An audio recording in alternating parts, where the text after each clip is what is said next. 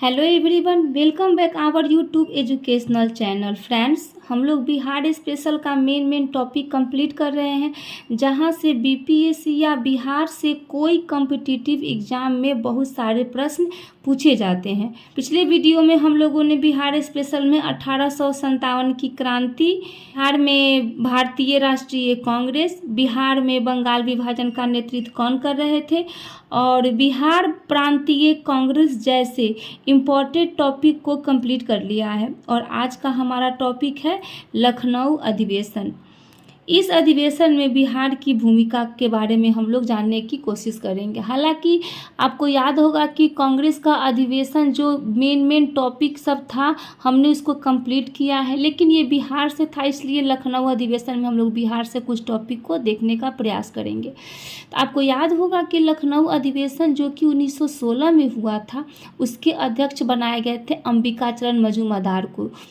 और उसी लखनऊ अधिवेशन में बिहार से राजकुमार शुक्ल गए थे और राजकुमार शुक्ल प्रथम किसान थे जिसने कांग्रेस के मंच से संबोधन किया था। और दूसरी बात इससे आपके एग्जाम के लिए इम्पोर्टेंट है कि पटना विश्वविद्यालय अधिनियम इसी अधिवेशन में पारित हुआ है। ध्यान में रखिएगा, पूछ सकता है आपको कि पटना विश्वविद्यालय अधिनियम किस अधिवेशन में पारित हुआ, तो लखनऊ अधिवेशन 1916 में। और इसी अधिवेशन के अनुसार पटना विश्वविद्यालय की स्थापना 1917 में हुई। ये जो पारित हुआ है 1916 में, लेकिन स्थापना हुई है 1917 में, तो इसमें आप कंफ्यूज नहीं करेंगे। आप ध्यान में रखेंगे कि पटना विश्वविद्यालय की स्थापना 1917 में हुई है। और अगर पूछेगा कि पटना विश्वविद्यालय अधिनियम कब पारित हुआ, तब पारित में आप मारिएगा कि 1916 में। अब दूसरा, आप इससे ज़्यादा आपको लखनऊ अधिवेशन में बिहार से कोई भी प्रश्न नहीं पूछे जाएंगे। उसके बाद में होम रूल लीग आंदोलन, जो कि आपको याद होगा, इसको भी मैं पढ़ा चुकी हूँ, 1916 में हुआ था। आपको याद होगा कि मैं आपको बता चुकी हूँ कि तिलक के होम रूल की कहानी और एनी बेसेंट के होम रूल की कहानी मैं आपको अच्छे से डिटेल्स में इस सब बारे में पढ़ा चुकी हूँ। मैं यहाँ मैं आपको सिर्फ बिहार की घटना के बारे में बताऊंगी।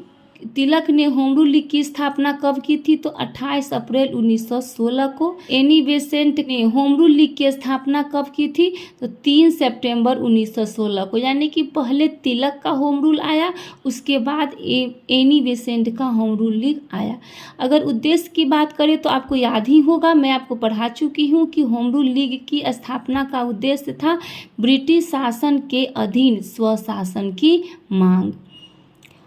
अब हम लोग देखेंगे कि बिहार स्पेशल में होम रूल लीग में बिहार की भूमिका क्या है।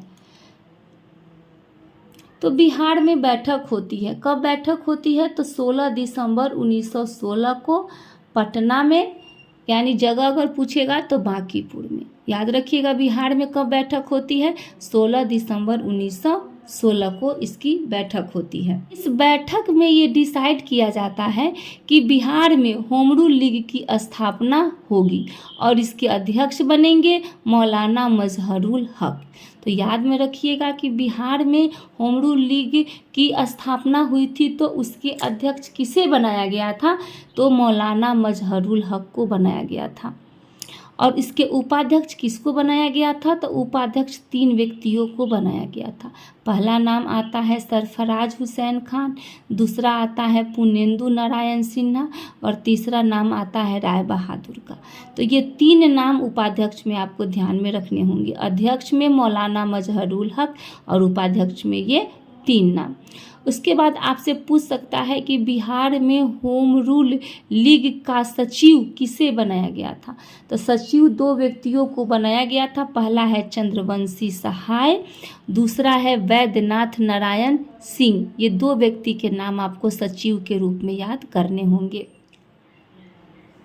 एनी बेसेंट होम रूल के प्रचार के लिए पटना आई। तो पूछता है कि एनी बेसेंट बिहार में कब आई थी होम रूल के प्रचार के लिए, तो 18 अप्रैल 1918 को आई थी।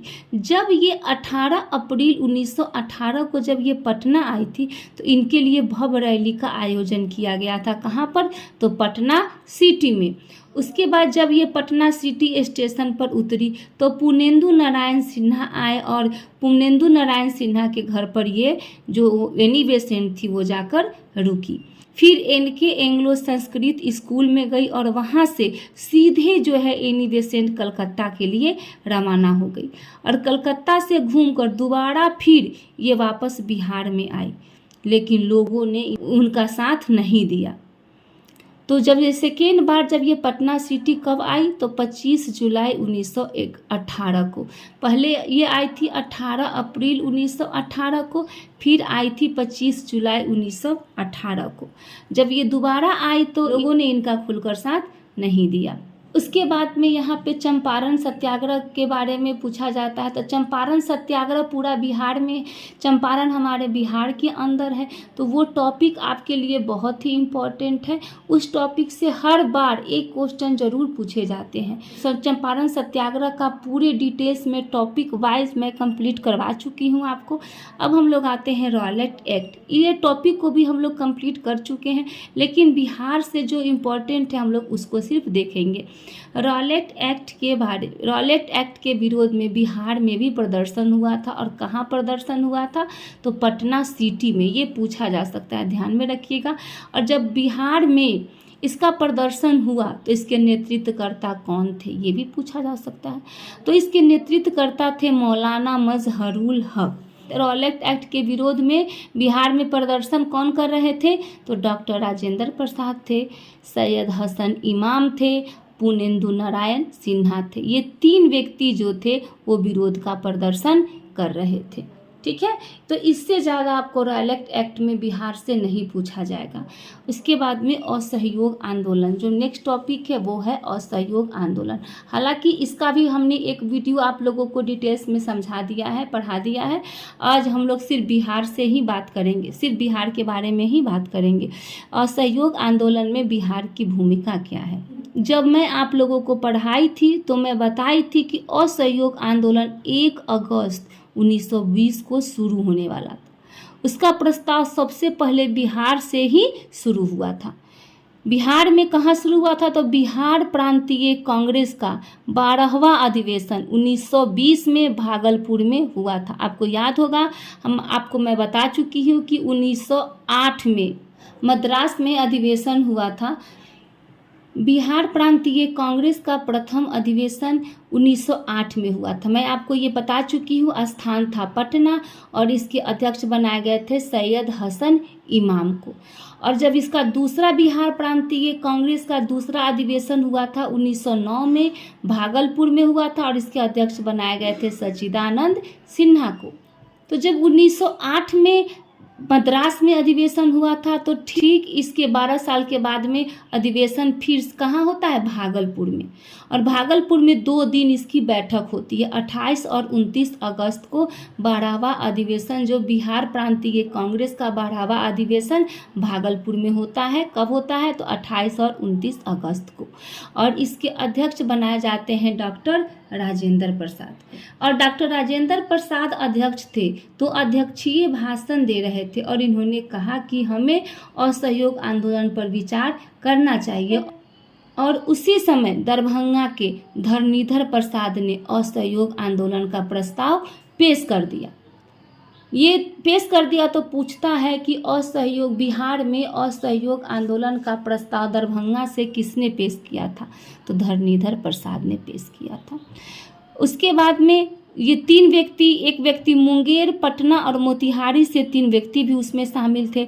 मुंगेर से शामिल थे शाह मोहम्मद जुबैर, पटना से शामिल थे गुलाम इमाम और मोतिहारी से शामिल थे गोरख प्रसाद। इन तीनों ने जैसे ही धरणीधर प्रसाद असहयोग आंदोलन का प्रस्ताव पेश किए, ठीक ये तीनों खड़े हो गए और इन तीनों ने प्रस्ताव को अनुमोदित किया। अनुमोदित का मतलब इन्होंने कहा कि हाँ ठीक है, ये जो असहयोग आंदोलन का जो प्रस्ताव है बहुत अच्छा प्रस्ताव है।